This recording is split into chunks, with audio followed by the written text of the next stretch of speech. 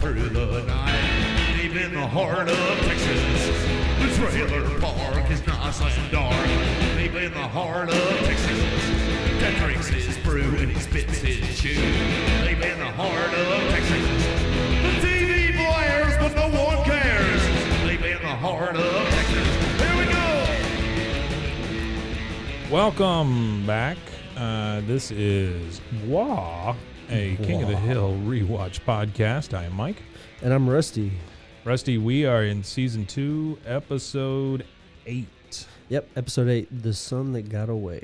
November 23rd, 1997. Yeah. A good coming of age story. Yeah, it really is a good coming of age story. Yeah.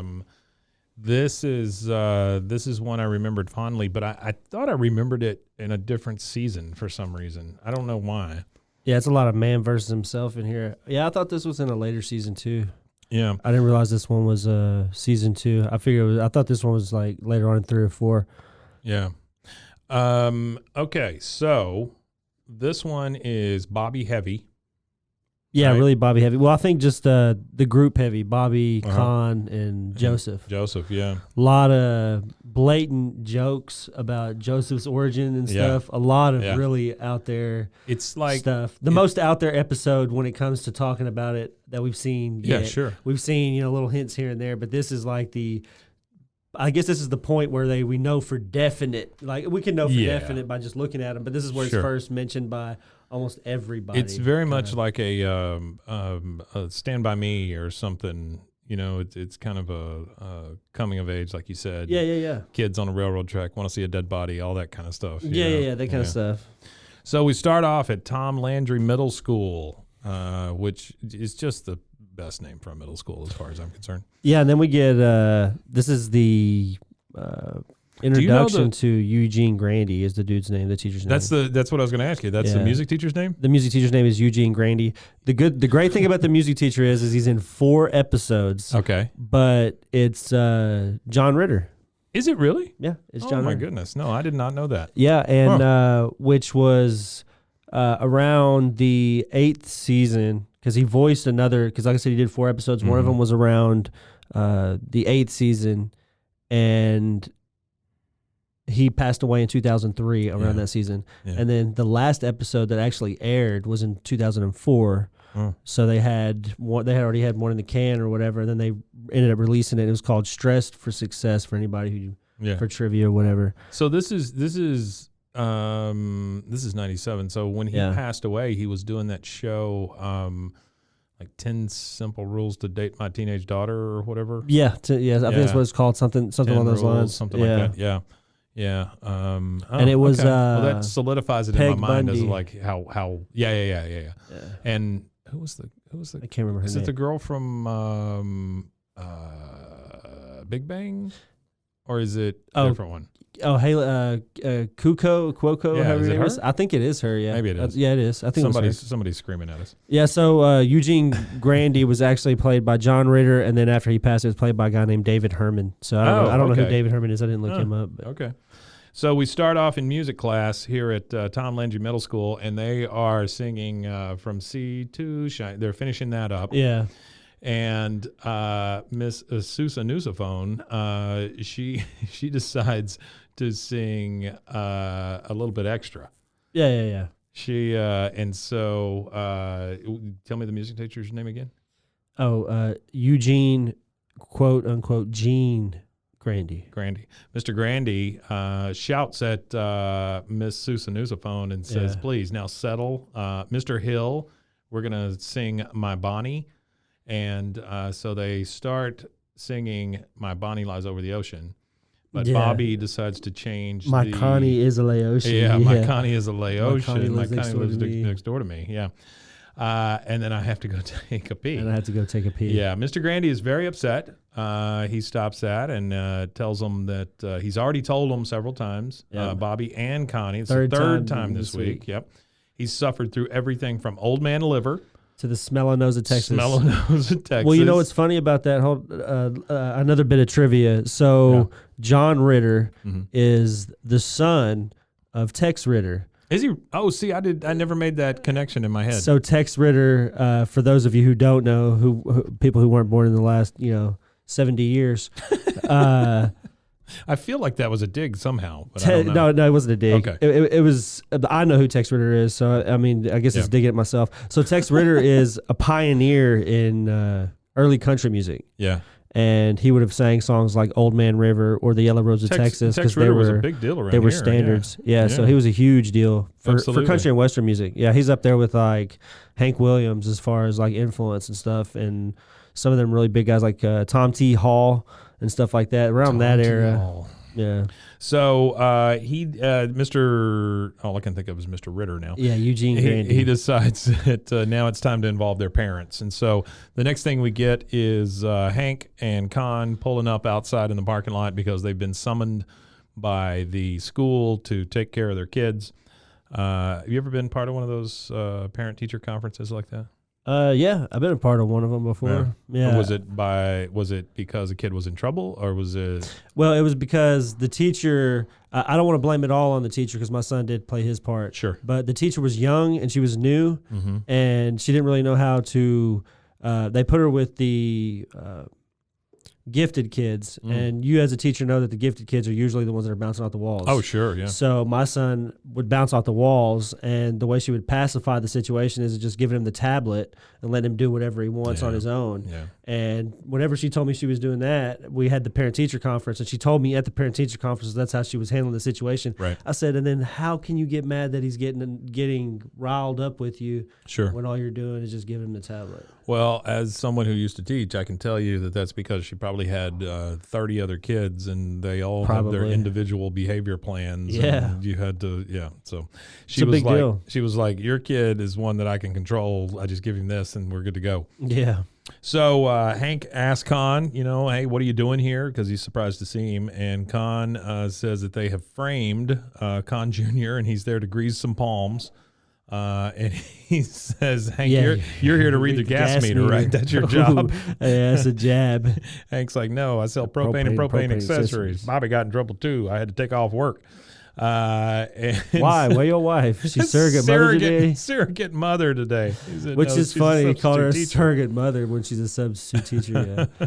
So we go into the class, or we go into the school, and they are part of this parent-teacher meeting now. And he's asking Bobby, what's the idea of acting up in class? And of course, Mr. Grandy says, we call it acting out, Mr. Hill. It pushes every button in Hank. I really like John Ritter's voice. Oh, like sure. when he does his character. It reminds me, because John Ritter did the voice for Clifford the Big Red Dog. He did the TV show, the kids' TV show. He played Clifford. I didn't know that. And that's what it reminds me of. He almost sounds like Clifford. I learned so much doing this show. Yeah. Now, nice. John Ritter, I learned a lot about John Ritter. Yeah. I knew he did the show, but I looked up a little bit about him, and it's like he was involved in a lot of different stuff. Oh, yeah, he was versatile. He was great in Sling Blade. You remember in Sling Blade? Oh, he was in Sling Blade. He was the friend. He's the guy with the weird haircut. Yeah, he was the guy that worked at the store or whatever. Yeah, that was good. That's a really good movie. It's a great movie, yeah. That's a great movie. Ain't got no gas in it. Biscuits and mustard. Yeah. So Bobby tells Hank that he's just doing a song parody, like Weird Al Yankovic.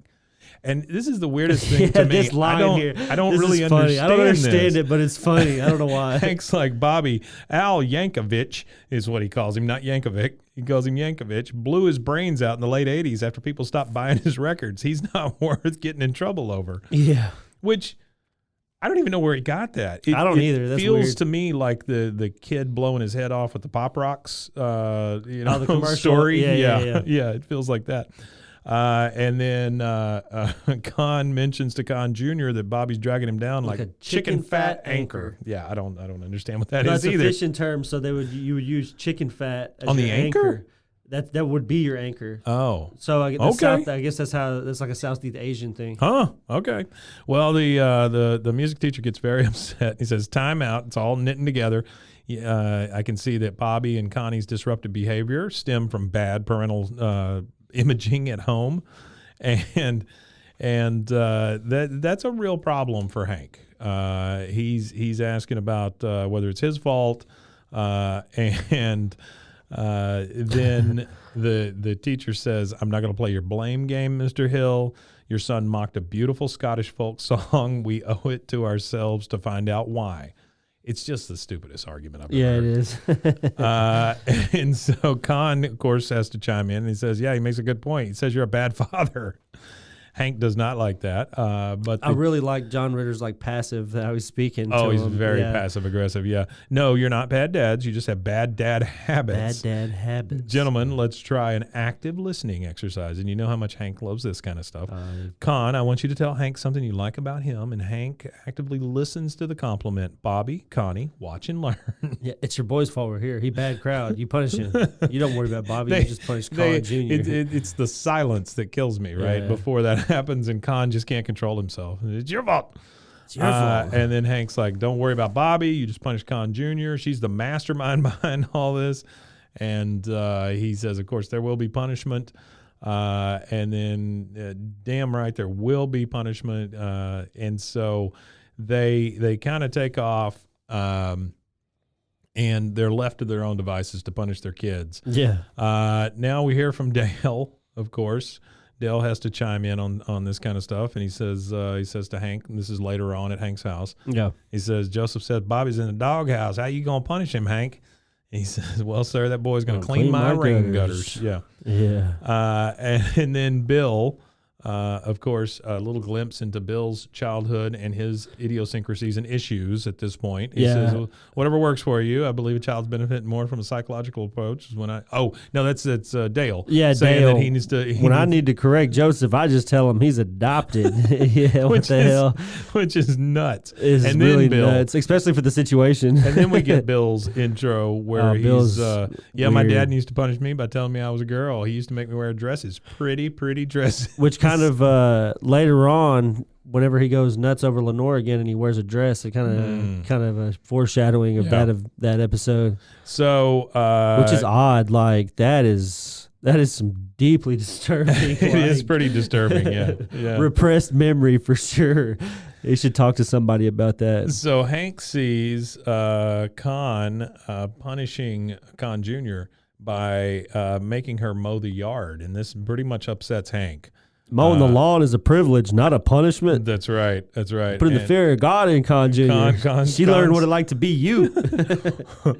And so he and this comment right here is so funny where Hank tells him, he goes, it's that kind of permissive parenting that forfeited your country to the communists.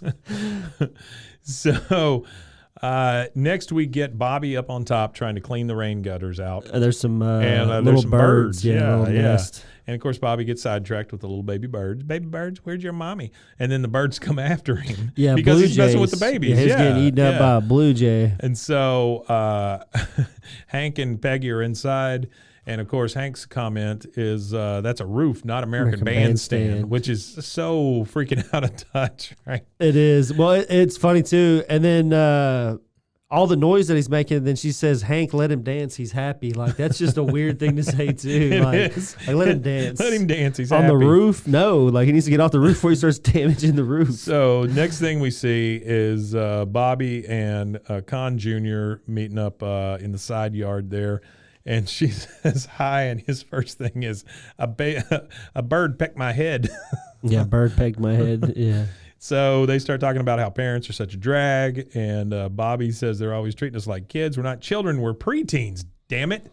Let's get out of this dump. What I love is... Oh, and how he hung on damn it. I love how he hangs on damn it, yeah, because that's such a bad thing to say. Yeah, like he's not sure if he was going to say it or not. Yeah. And so Kahn Jr. says, let's get out of here. Let's do something fun. They're tired of being punished. And Bobby's like, yeah, well, as long as we're back for supper, because his mom's fixing pork pockets. Pork pockets. I don't know what the hell a pork pocket is, but it sounds disgusting.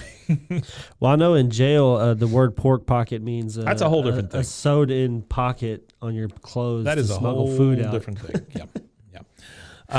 And so she says, it's a deal. Bobby's like, let's boogie. And then Bobby, he just doesn't get it. Like, no, he doesn't. Kahn Jr. just wants to hang out with him, and I think she likes him, but he can't see that. Yeah, for the most part. And so he's going to stop and get Joseph. She tells him how she doesn't like Joseph because he threw a dodgeball at me once. And Bobby's like, well, I'm sure he had a good reason. I'm not sure what the good reason would be to throw a dodgeball at somebody other than playing dodgeball. Yeah. And so Joseph is outside, and Joseph, in his always introspective ways, says, you want to do something? Bobby's like, or Kahn says, no, he already has plans with me because she does not want to hang out with Joseph. No, she really doesn't. And Joseph's like, and of course, Bobby being clueless here, he's just like, yeah, I want to come. And Joseph launches into what they could possibly do. He said they could go to the crosswalk and press the buttons and run away. And, of course, Bobby thinks that's very cool. And Kahn Jr. is like, Bobby and I don't like to do that. So she's now speaking for Bobby as kind of a couple almost, right? And Joseph is arguing with her, well, Bobby and I do like to do that. And then her idea of fun would be we could go to the library and talk. Which Joseph is like, yeah, why don't we just go back to school and wait for tomorrow? Yeah. Which he's got kind of a point as a kid. Yeah, he does. And then Bobby, being the one that's going to calm everything down, he's like, hey, come on, guys. Don't make this a contest for my friendship. Now, I say we go to just so humble of him. Calm down, guys. I say we go to Electric Town and watch TV. And they both said no. Yeah. Do you know what Electric Town is? I have no clue. Oh, electronics store, right? So it was a part of Montgomery Ward's, the department store. It was, I'm assuming this is what he's referring to. He may be referring to a fictional store, but in Montgomery Ward's, they had a thing called Electric Avenue. Yeah. Just like the song, going down Electric Avenue. But that's where all the TVs were. That's where the Laserdisc players were and all that kind of stuff. Yeah. Laserdisc players. That's where the Laserdisc players were. So Joseph has a brilliant idea. He says, they kind of hold up still. Laserdisc? Yeah, they kind of hold up. Yeah, I've talked it's about not much. before. Yeah, it's not much better than a VHS, but it's still they still hold up pretty good. Well, the only thing with Laserdisc is you had to flip them, like right in the middle of the movie sometimes. Or if you have a high-end device. Yeah, it would flip it. It would have lasers on both sides. Oh, really? So the laser ran on a track and then went around like. Is there still a gap like when it flips? Yeah, it'll stop for a second and then flip and then automatically start up. It's amazing. And so Joseph has a great idea that they could go to the caves. Yeah. And he says it's kind of like sneaking into an R-rated movie. And Kahn is pretty flabbergasted by the fact that he's been to an R-rated movie. But I love what Joseph says. He says, yeah, but the only person naked was Harvey Keitel. So, who's that? He's an actor. Okay. And I'm assuming he's talking about the movie The Piano, which was out at that time, which is famous for Harvey Keitel's Ding Dong showing. Ah, okay. So there you go. Yeah, that's probably what he was. Yeah. And so. Oh, okay. I know who he is now. Yeah. And Kahn finally agrees to it. And Joseph is like, well, it's pretty dark. Let's get some butane lighters. I love the fact that he calls it a butane lighter, not just a lighter. Yeah, just a lighter. My dad says butane's a bastard gas. And so. It's just weird the stuff that they're getting. They're getting scented candles. This one smells like leather pants. I got tube chips and spray cheese. What did Bobby say? Yeah. And then Bobby said, I got glow wands and pantyhose for the lady. Like, what the hell? Like, what is she going to do with pantyhose? So, next thing you see Hank back at the house, and he's asking Boomhauer what he's doing. He says he's getting a dang old tan, man. We just cleaned your gutters for you. And Hank is very confused because that was Bobby's punishment. Bill says, maybe you call it punishment. I call it punishment. That's right. Yeah. And so he wants to know where Bobby is. He shouts down to, or he wants to know where Bobby is, and then you hear Kahn shouting for Kahn Jr., and then Hank is convinced that Kahn has convinced Bobby again and led him astray. And Kahn's like, your skinhead gone too? Yeah. So he's calling Bobby a skinhead. And so Hank says, which is wild. I don't know why. I don't know. I don't know. I don't know who wrote that line. It's such weird comments in this one. It is a weird comment. I'm not sure who wrote that one. Hank says when he does find those kids, they're going to be in real trouble. And then in comes Dale. He's looking for Joseph. And the only reason he wants Joseph is because he's not back with his pick 6 numbers, and he's starting to worry. I can't win it if I'm not in it. He can't win it if he's not in it. Oh, speaking of lotteries, yeah. Have you seen that movie with Bryan Cranston? No, I haven't watched that yet. The one with the lottery bill? With it's what's really her name? good. Is it really? Yeah, where I can't he figures remember out the her name. scheme. Yeah, yeah, where he figures out the math or whatever on it. It's like a true story about a guy who was like an analyst for Kellogg's. Yeah, and he was able to like analyze the world and stuff. Yeah, it's really cool. Yeah, I showed that to my wife. It's a feel good film. I showed it to my wife. You don't feel bad because they're not criminals. They're not doing anything criminal, so it's like a really feel good movie. I asked my wife about it the other day. I was like, "Would you want to watch that?" She goes, "No, you watch that." So I guess I have to watch it on my own. I'll be watching that about 3 a.m. tonight. There you go. So next thing we see is they have found the entrance to the caves, and all of them shout "the caves" like it's some big thing that's been. And then we meet Randy. Randy, we've met him before. Have we met Randy before? Yeah, he was on the Women Tanya episode. He was the kid in the back seat. That's right. My dad does this. My dad, that guy. So Randy says, "Hey, you shouldn't go in there." Yeah. And then Joseph, of course, he knows how Randy is. Just play with your toy, Randy. And then even Kahn Jr., she's like, "Later, loser." Yeah. Which Randy must be a real pain in the ass. Yep. So Bobby is like, wait a minute, maybe Randy's right. And then Kahn Jr. is like, I thought this was real sweet too, how she did it, because she wasn't mean to him. She didn't want to make him feel bad. Yeah. She wanted to make Randy feel bad, but she said, if you're not, if you're scared, you can stay out of here. You can pretend it's a headquarters. And then Randy pipes up again, and he goes, you want to watch me fly my plane? And Bobby's like, wait for me. That's enough. Wait for me. I'm out. Yeah, he couldn't handle any more Randy. And then Randy, he's like the old prospector or the guy who tells the people not to go to the haunted mansion or something. Yeah. You'll be sorry. All right. And then that is a commercial break. And we are going to take one too. And we'll be right back.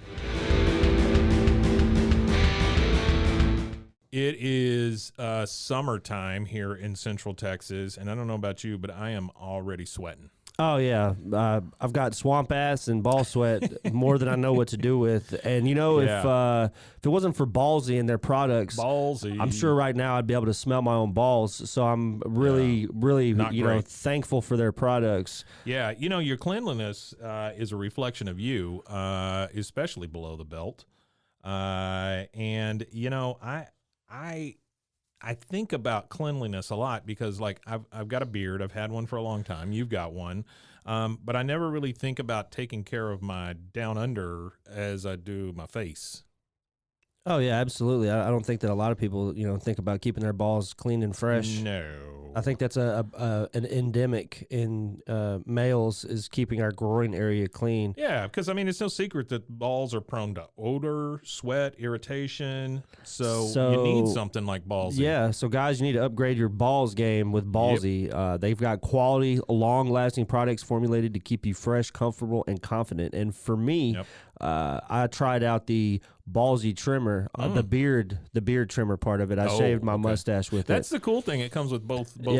It comes with both heads. So it's not like you have to use the same head on your face as you do your intimate regions. Yeah, your intimate regions. Yeah. So they got your sack covered with a ball wash, sack spray, and more. And I'll attest to the ball wash. My balls have never smelled cleaner and felt fresher ever in the entirety of my life. So yeah, I took a small sample of friends and family, and they said my balls smelled wonderful. Well, that's good. Yeah, that's good. My dog told me. It was uncomfortable after that. Yeah, I'm sure it was. Yeah. So, when you go to Ballsy, you can get different things like you can take a quiz to see where to start. They have a sack pack. The sack pack has all of it. It's the trifecta. It is the ultimate trifecta of products, specially formulated to take care of your most prized possessions, which should be your balls. And the big thing is It is made right here in the U.S. of A. In the U.S. of A. That's right. And it always will be. Always will be. Or so tell the people at Ballsy. Or so says Ballsy. So and says they Ballsy. have over 200,000 currently satisfied customers with a 30-day money-back guarantee. So you've got to give it a try. Yeah. There's no risks involved. Yeah. And the only thing that could happen out of this is clean, fresh balls. That's what I'm saying, right? So what you need to do is go to ballwash.com, put in promo code KOTH, as in King of the Hill. So ballwash.com, promo code KOTH, and you'll receive 20% off your order of $50 or more.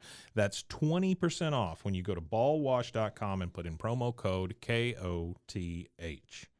So says Ballsy. Balls. Hey, Rusty. Hey, Mike. Your dog deserves tasty, healthy, real food, not kibble. Don't give him kibble. No, I like to give my dog food that's created by a vet that exceeds all industry standards. There you Fresh go. dog food, stable life. A stable shelf life and affordable. This food here, Sundays for Dogs, Mike. It's Sundays for dogs. It's 40% less expensive Holy than leading fresh crud. brands. Yeah, and it's like you say, it's created by a vet. It's shelf stable, which I don't get those dog foods that are in the freezer and refrigerator and stuff. That just seems like a lot. I've got a friend of mine who makes his own cat food, which is weird.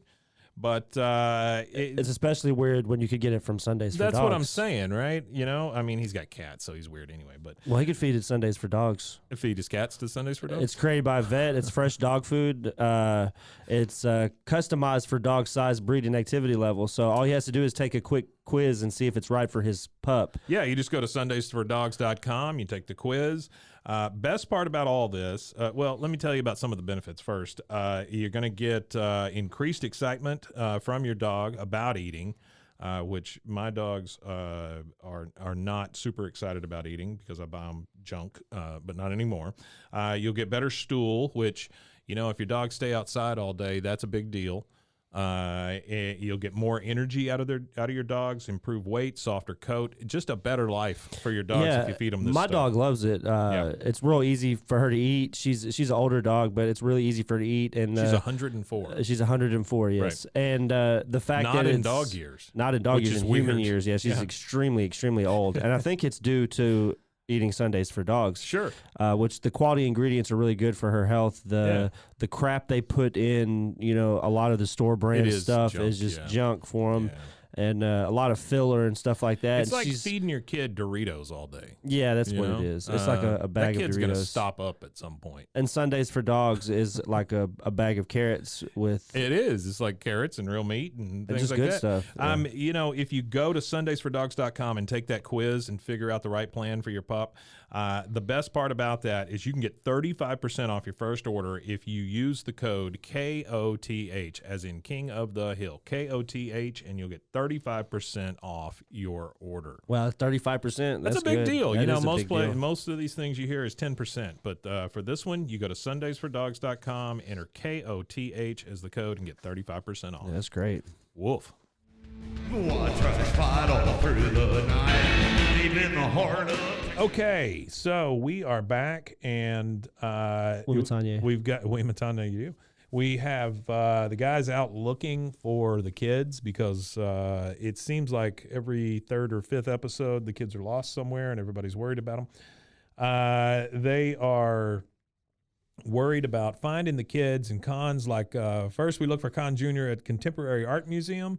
Oh, sorry, Arlen doesn't have one. Yeah, So- like petty. Like, why are you So petty. making fun of the city just because they don't have an art museum? Yeah, and Hank is like, let's get one thing straight. You may be driving, but I'm leading this posse, and if forced, I will commandeer the vehicle.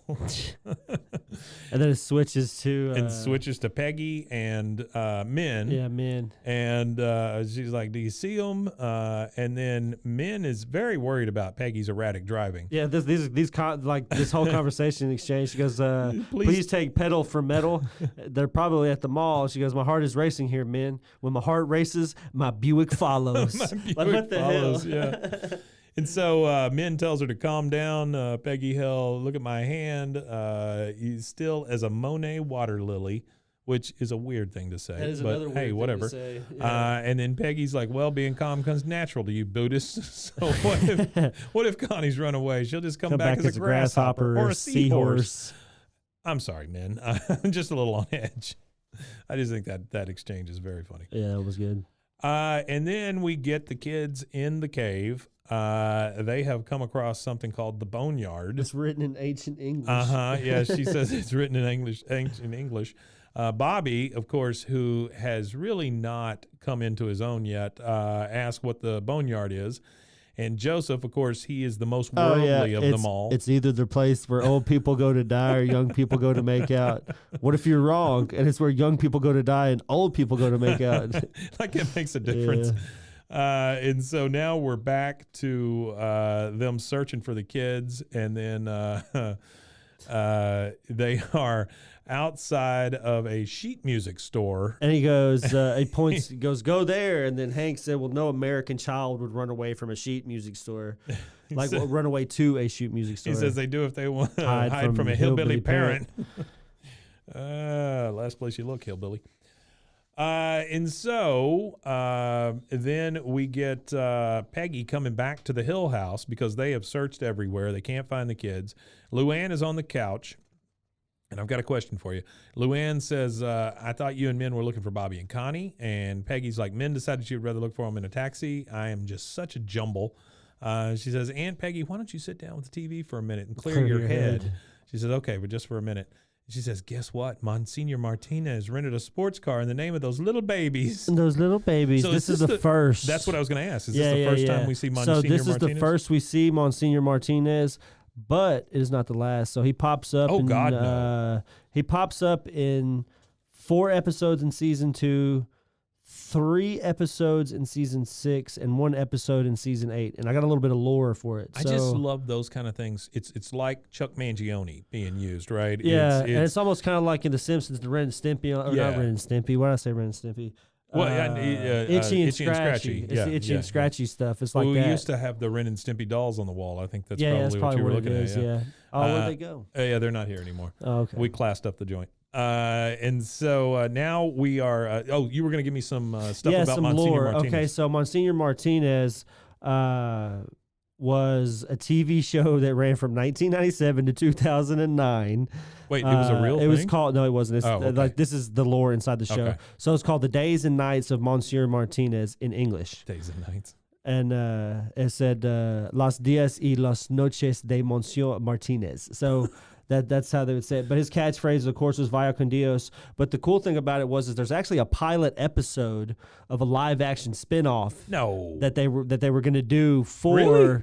That. Yeah. Oh my God. That would have been fantastic. It never aired, and it was long considered lost. But apparently, a private collector had a VHS copy of it. Oh my God. And there's a very detailed history where it deconstructs everything that's there. Oh my God, I would love to see that. Yeah. Oh my God. I'll get you that link. Hey, Mike Judge, come on. Make that thing.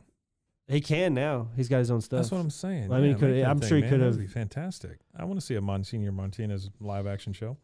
Yeah, I would like to see that too. Just a dude that's a priest, but he kind of almost reminds me of like the Boondock Saints or something. Oh yeah, but like a Spanish version. Almost a telenovela version of Boondock Saints. Right? Yeah. So we're back at the caves with the kids. Bobby doesn't think he can make it, and Kahn Jr., she's trying to let him know that you can make it. And Joseph offers his shirt. He says, "Go ahead, grab my shirt."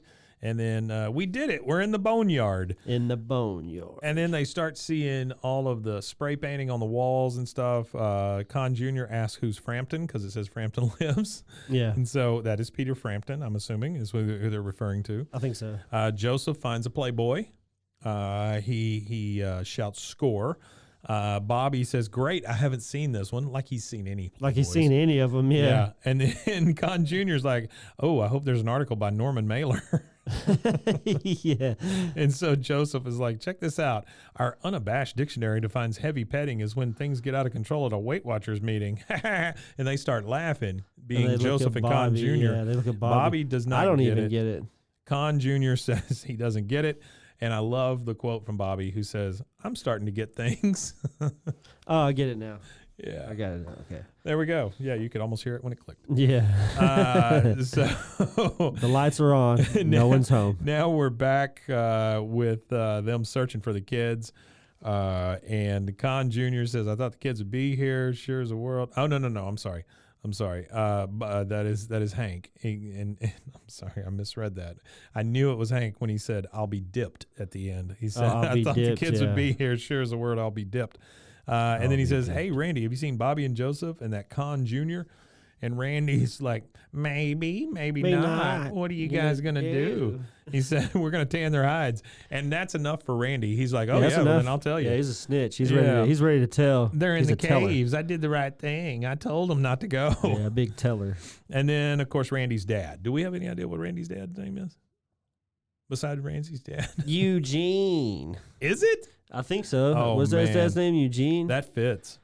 I'm pretty sure that's his dad's name. And so he exclaims, "You heard fast. him, Hank. We have no legal responsibility." Yeah, we have no legal And responsibility. so Hank, of course, he knows what the caves are. He's just, oh my God, they're in the caves. And his dad's name is Eustace. Eustace, that's easy. Useless Eustace. There it is. Yeah, because they've said that before. And then Kahn wants to know what's going on with the caves. He says, "What's the problem? That's good news. We know where there are." And then, of course, we get Dale with, "No, Kahn, heap bad news." Yeah. I don't understand where Yeah, I that don't comes get that. I don't from, get what but that is. okay.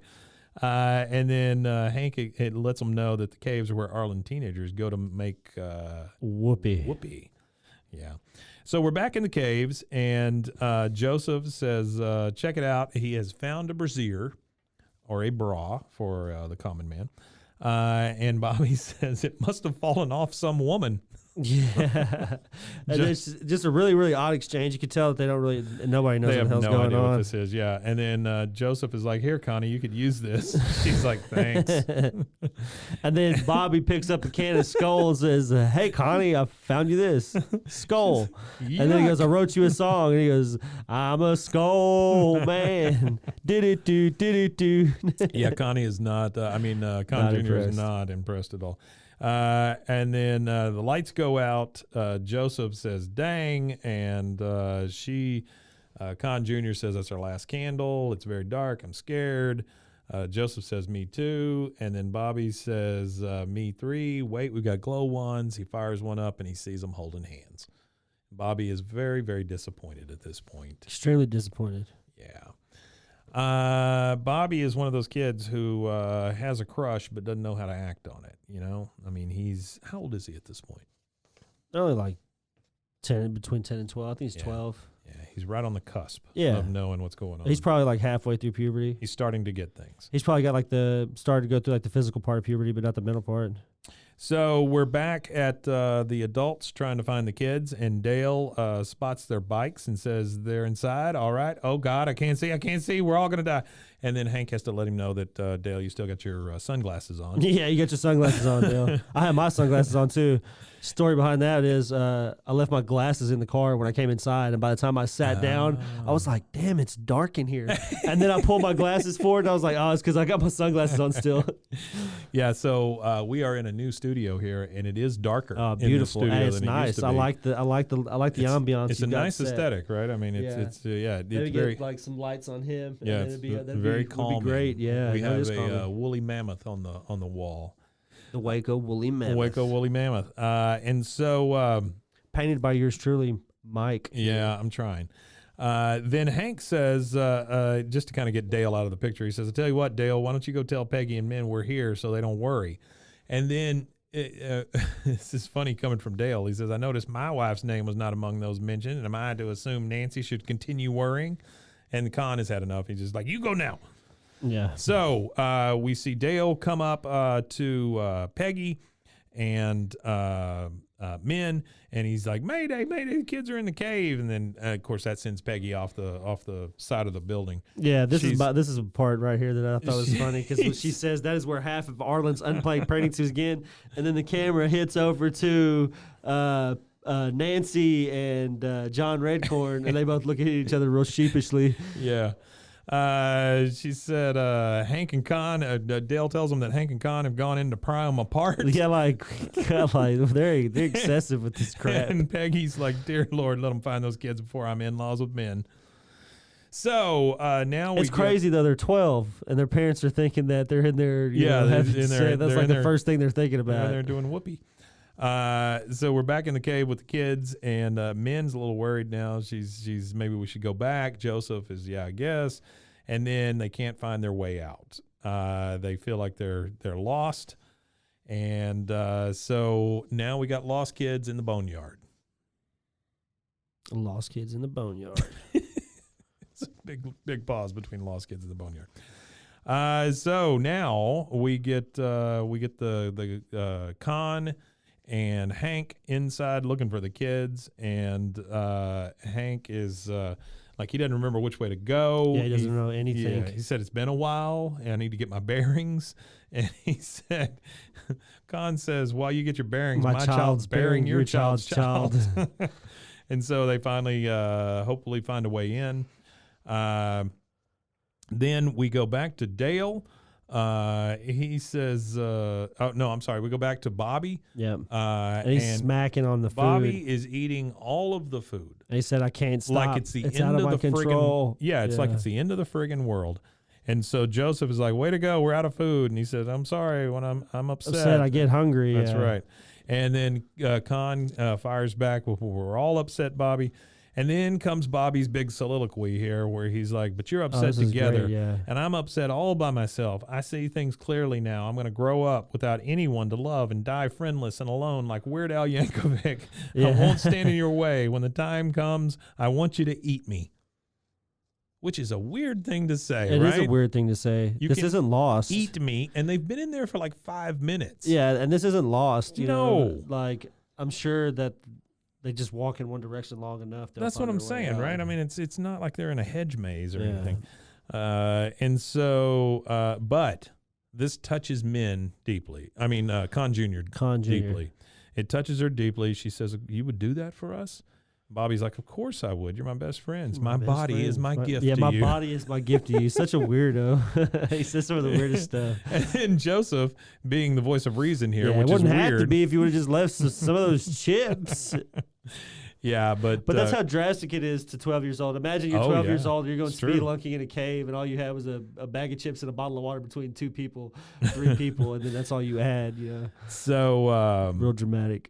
Yeah, it is super dramatic. But Kahn Jr. is like, Bobby, it's so kind and brave. Thank you. Which is also dramatic. It's a real dramatic scene. Yeah. And then Bobby's like, I'm doing it for your children too. We have to think of them. It's just so stupid. It's out of there. Yeah, it's pretty Like rough. his body's going to keep him alive long enough to matter. So we go back to all the adults outside, and Nancy pipes up, says, I'm starting to worry. Hank and Kahn should have found him by now. And then I'm sure they're safe and not exploring each other's bodies. Not exploring each other's bodies. Even if they are, there's nothing that lovers could do that could possibly take this long. Am I right? And of course, that's Dale. Oh, this whole part right here is funny. I love this part. So Dale goes, he's like, what could lovers do that could possibly take that long? this long, and then he John goes, am I Redcorn. right? And then John Redcorn goes, yes, if you only consider your own needs. And then Nancy goes, well, oh gosh, I think I need a beer. And then she says, honey, you want a beer? Both of them Dale answer and yes. John answered, and then Dale goes, how did he know I wanted a beer? It's just so clueless. So we are back to Hank and Kahn trying to go through the caves looking for the kids, and Kahn says it's too narrow. I must go back. Hank is kind of shoved into a little crevice there. He says, "Come on, shove me, damn it!" And Kahn falls down. He falls into a bunch of beer cans. Of course, this is where the kids go to drink and apparently explore each other's bodies. Yeah. He says, now I'm sticky with beer. This is the worst birthday I've ever had. And this is kind of a touching moment that they share. It is here. just a real quick, brief, just like it's super pinpointed brief. Yeah, brief he goes, moment. I didn't know it was your birthday. And Kahn's like, I'm 41.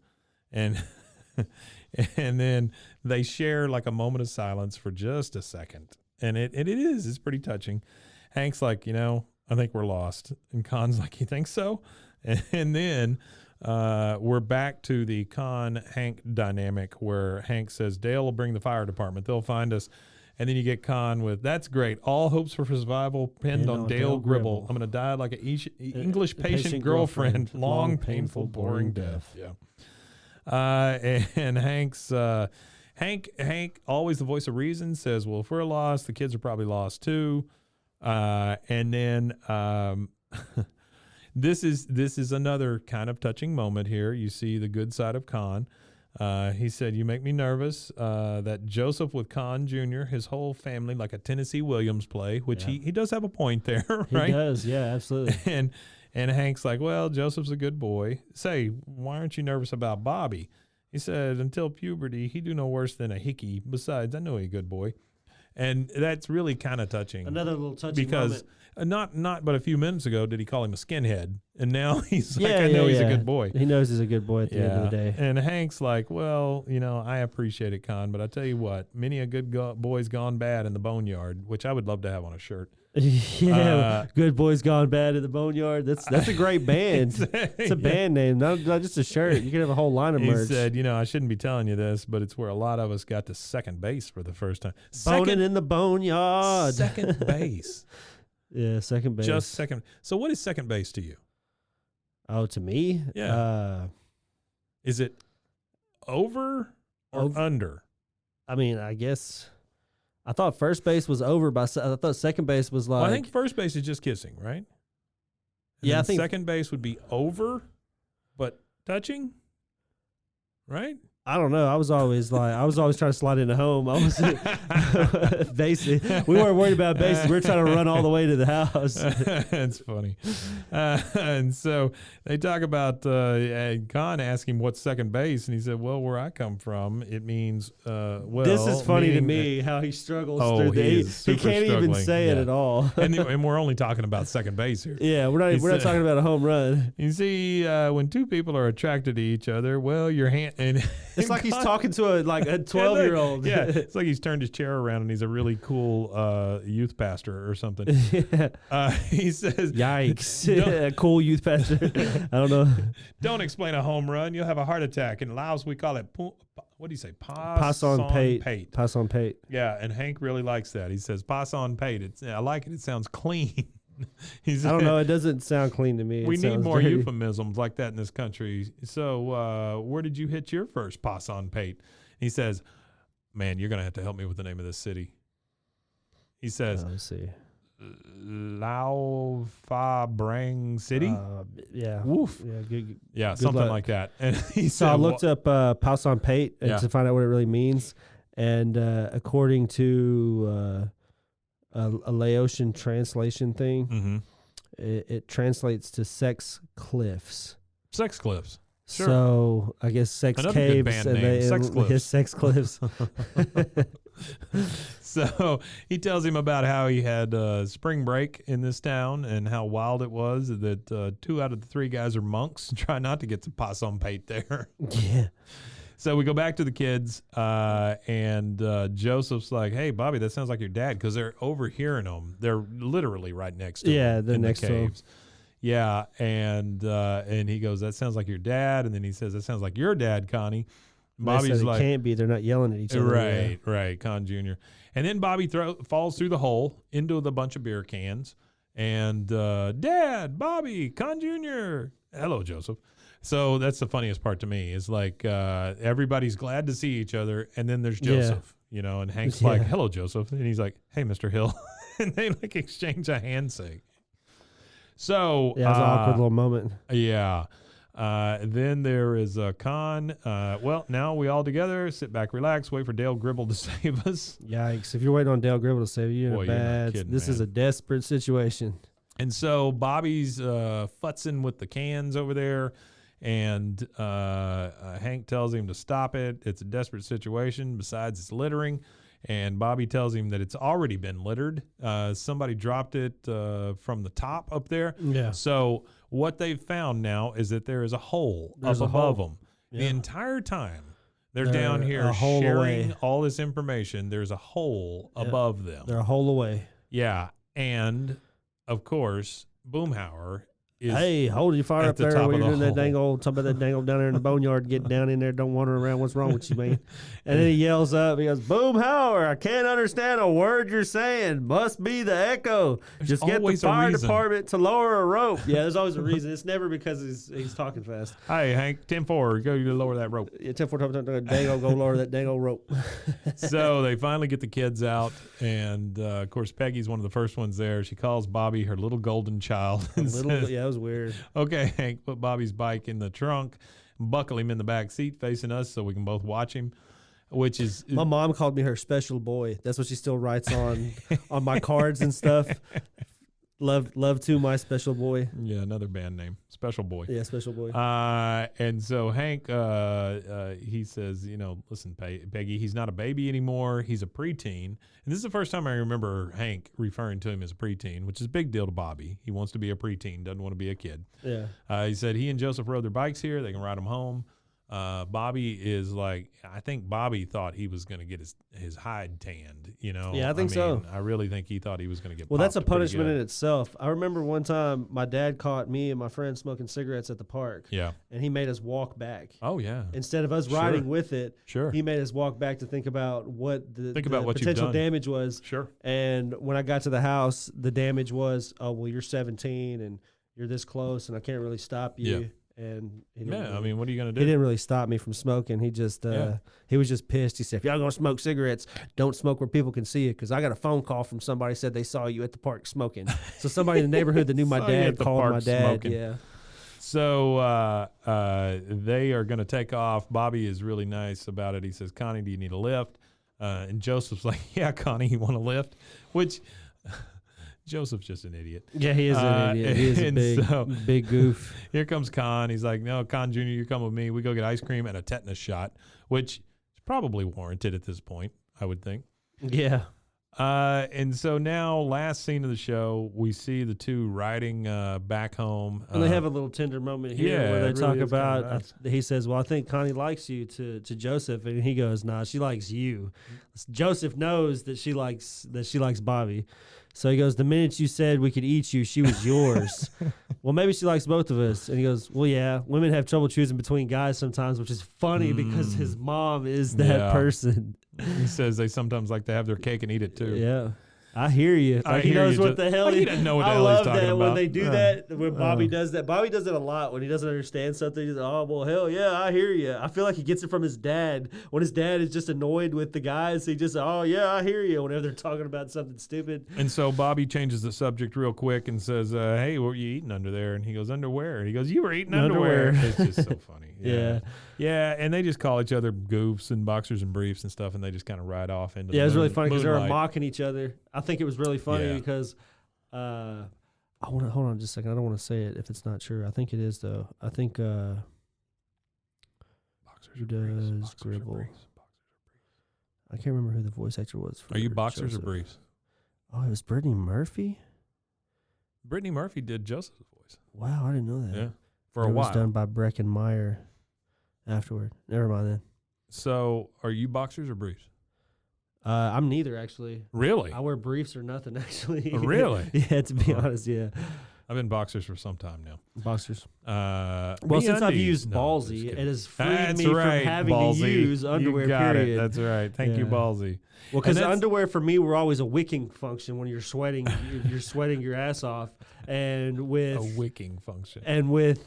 Ballsy, you don't have to have a wicking No, function because there's Ballsy nothing to stops wick. the sweat. Sure. Yeah, and the stank. Thanks, Ballsy. So we get our credits, and then, of course, the last stinger is Kahn just saying, long, painful, boring death. Long, painful, boring death. Yeah. Yeah, it's such a good episode. It really is. really It's good a feel-good episode. Again, it's one of those that if you think that this is all right-wing Republican stuff, you're wrong, because it's not. It's just feel good. It's human. It's a feel good human thing, and I Really think that's is. what makes it like a centrist show. That's why it's liked by everybody. Yeah. It's just so relatable. Like episodes like this are really relatable for anybody that's went through puberty. Did you have like a honey hole or whatever you call it, like when you were a teenager? That's a personal question. Well, I mean, like that's a terrible. Yeah, we had a creek. Lookout, a creek. We had a Okay. creek. Yeah, it was a creek down at the end of the road. It's where all the porn was thrown into the creek, we would fish for crawdads. Fishing for porn. Yeah, well, he pulled Creek porn, the good old creek porn. You pull the creek porn out, and all the pages are stuck together because it's all been rained on. Yeah, but that's rained on. Well, man, that was a lot of fun. It was a good episode. I liked so next week we've got season 2, episode 9, and that's a good episode. Company Man. Yeah, that's a good episode. It gives us a little more insight on that episode into Hank's relationship with Buck Strickland. Yeah. Kind of get introduced to the Thatherton fuels as well in that same episode. He's one of my I like favorites. this episode, this next one for sure, because it kind of you get to see a younger Hank at the beginning of his career and kind of stuff is like a flashback in there with that. I watched that episode about 6 times. With this one, I watched them both, and then I'd go back watch them both, and then watch them both again. Yeah. They're really good episodes. Yeah. It does a lot of the stuff I liked about this episode because it does a lot of introduction into the relationships between Kahn and young Kahn Jr., Connie, and her. Well, actually, Kahn too. Kahn's relationship with Hank, and then Connie's relationship with Bobby, and Connie's relationship with like their relationships with each other separately, and then their relationships together as a group, kind of thing. So it really introduces that dynamic. I liked it. Join us again next week, and we'll see you there. If you want to check anything else out that we do, or check out more episodes of this show, you can go to roguemedianetwork.com. Or you can check out us on the socials, BWAAA KOTH, and that's on just about everywhere. There you go. All right, until next week. Thank you guys. Appreciate it. Womentanye. There it is. There it is. All right, great.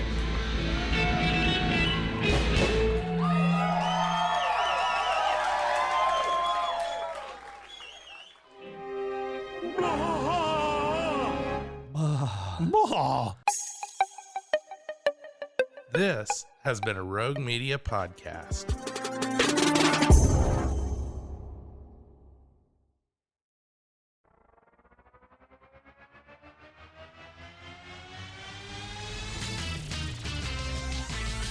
Frozen, heroes.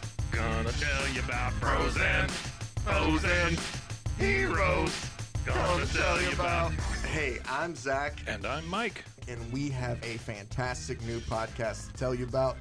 Bros, Foes, and Heroes. It's the two of us looking into the world of comics, breaking down some characters that you may have never heard of, and some that are just absolutely ridiculous. Yeah, so Zach comes up with a character each time, and I go into it just completely blind.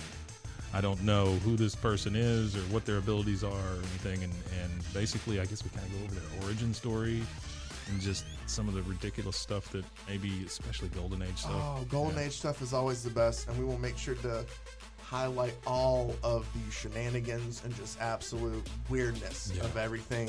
Yeah, that's right. So subscribe today and follow us on Instagram at Bros Foes Heroes.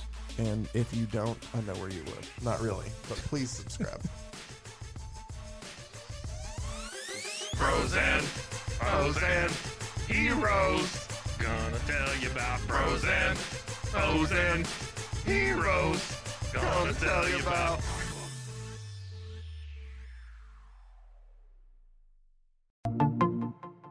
Welcome to One Star Rewind, a new podcast about those dreaded one-star reviews that every business owner hates to receive, but yet every customer loves to read. During this podcast, we will peel back that one-star review to better understand how it happened, when it happened, and what the business owner is doing after receiving that one-star review. This podcast will be about love, hate, and laughter. On One Star Rewind, we will meet with real business owners who will tell their stories and how they do rely on reviews for their business. Follow us on Facebook, Instagram, or download us at roguemedianetwork.com. Please subscribe, but only rate and review for not a one-star review. Join us each time for a new review and a new story.